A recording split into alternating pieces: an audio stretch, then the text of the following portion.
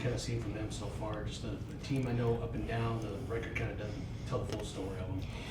You know, it really doesn't, Carlos, and, you know, watching them as much as I could, you know, this is a team that I personally really like. I love their players. They've got maybe, as far as skill set, one of the strongest in the conference. They've got it's kind of a prototype of a team where they've got a point guard from Duke that's a great point guard, and you've got one of the best shooting guards in Gibson, number 2.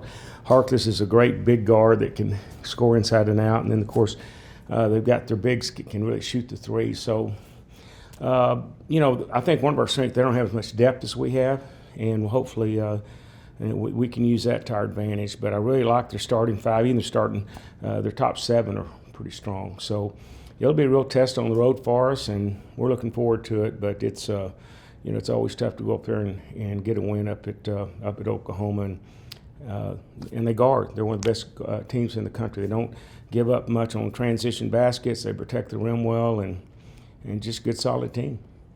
Did you see Porter bring the same identity from Chicago when y'all went to Oklahoma, or have you seen him kind of tweak a few things? You know, I really didn't study his teams as much. I know he's had the reputation of his kids playing hard and playing defense, and they're doing that. So, but he's done, you know, it's just we all know it's a really tough league. We're so fortunate to be in the position we are right now, and just hopefully we can continue to find another way to get a road win. It'll be huge for us. Coach, just want to get your thoughts on cracking the top 10 for the first time this season. You know, I think that's great for the fans. It's a great, huge compliment to our players and our program. Helps us recruiting, those type of things. But we're just trying to keep it in perspective, and you know, we can fall out of it as easy as we went into it, and we've got to keep winning. And that old cliche, we just got to go game by game. So, but yeah, it's exciting for our program. Coach, this Oklahoma team was able to beat West Virginia. You have firsthand twice seen how tough they are. Does that just show you a little bit more about how tough this league is and how tough Oklahoma may be? No doubt. Oklahoma goes into West Virginia and beats them, and with, you know, in that game they had a full squad and played well, and Taz Sherman was, I think he got hurt right at the end, but Oklahoma was outstanding, and so they're hungry. I know they're trying to get a win. They've lost a couple of close games at home, of course, to Kansas and Baylor, and you know, we know we'll get their best shot. You guys have a lot of guys that obviously transferred in from smaller schools. Do you kind of get the sense that they're adjusting to those Big 12 road environments as the season goes along? I hope so. You know, I mean, I think we learn each week and each game and gain a little bit more experience. And even though we have some veteran players that have come in, they're still, you know, getting used to each other and our program and our sets and our schemes on the road.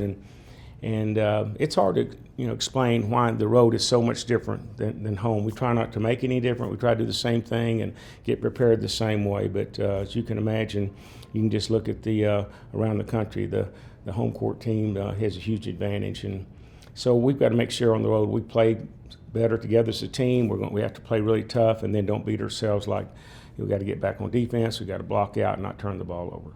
When Davion had a few key baskets in that West Virginia game, how have you seen him sort of transition from like a lead scorer to Hampton to more of a role player? Well, he's a natural scorer. You know, averaged over 20 points when he came in from Hampton, and you know, we've had to pull back the reins on him a little bit just because we got so many other guys that can score, and I think he's done a great job adjusting. But at times, you know, we'll just let him loose like we did at West Virginia and made some big shots for us, great plays down the stretch. Coach, any updates on the status of Adonis Armstead and Winston? Well, y'all witnessed that. That was a horrible fall. He and TJ both, and they're you know, they're getting treatment, working out, and as far as rehab goes, and it's going to be kind of game day is when we'll determine on both those guys as far as whether or not they'll play any or play minutes. Talk about the influence that you've been able to depend on Daniel coming in and being that big that can not only take away other people's bigs, but be able to be a force in the middle.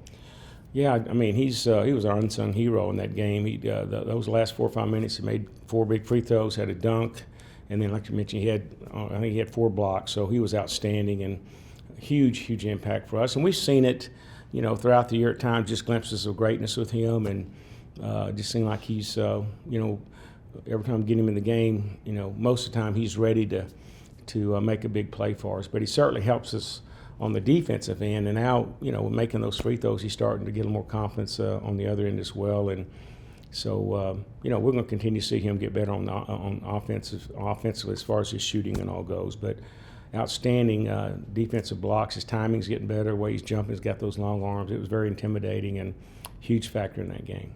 Earlier in the season, you were talking about how the defense was ahead of the offense, and where is the team performing on those two sides?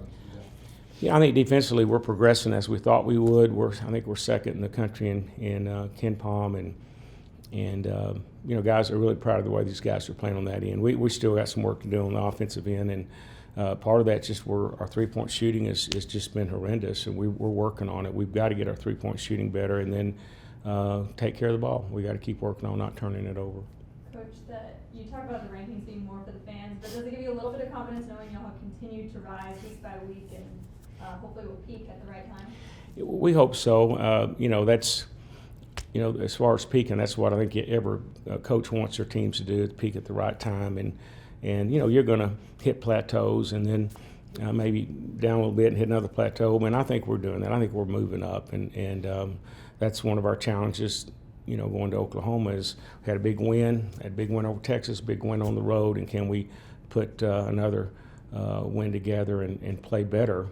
And again, we have to give West Virginia a lot of credit. We had to kind of go to our B plans and junk our A plan and just go toe to toe and just try to score inside with them. Didn't really want to do that. We just couldn't shoot from the outside. So, but this game against Oklahoma, it's another set of problems, and if we can get through that, it'll make us better.